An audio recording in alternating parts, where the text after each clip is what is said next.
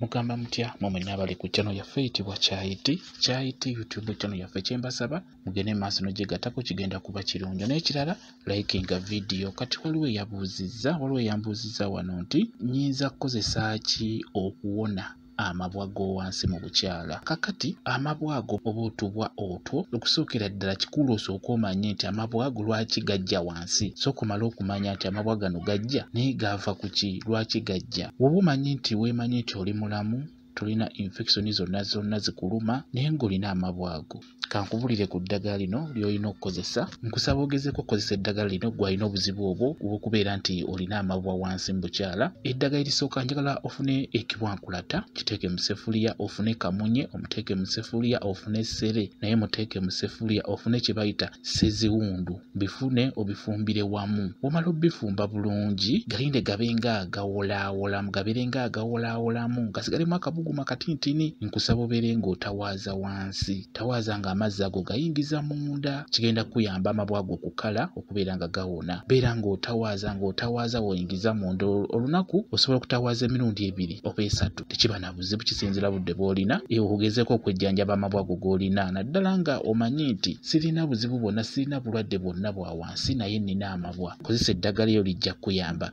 Kati oba tosobodde kufuna eddagala eryo nga bwe nkugambye, nkusaba ogendeko mu ddwaliro, gendako mu kiriniki enneneko. Waliwo empeke ezijjanjaba obuzibu obwo amabwa gakwata wansi. Empeke gye ziri bajja zikuwa, ojja zimira, ojja kuwonera mu nnaku 3. Ekyo nkikubuulira, nnaku 3-2 ogenda kuba oteredde. Genda mu ddwaliro omunnyonnyole ti nina amabwa wansi bwenti ne bwenti. Bagenda kuba bakuwa eddagala, bajja kuwa empeke ez'okumiira obumizi. Ne baba tebakubye empiso bajja kuwa empeke, ojja zimira. Wonna bw'ozimize bulungi ojja kutereera, gajja kuba gakala amabwa ago n'okubulagabulira eddala. Togenda kuddamu kulumibwa mabwa gonna wansi eyo. Naye kyenkusaba kikulu omanye lwaki amabwa gano gazze, ogezeeko kitereeza. Obanga gazze kusoosekayo bintu ebyo nti byakufunza kukola ki, toddamu biteekayo. Era nkibakubiriza nnyo abakyala, temuddamu kusonseka bintu ebyo wansi, kijja kuba kibayamba okukuuma wansi eyo nga walungi.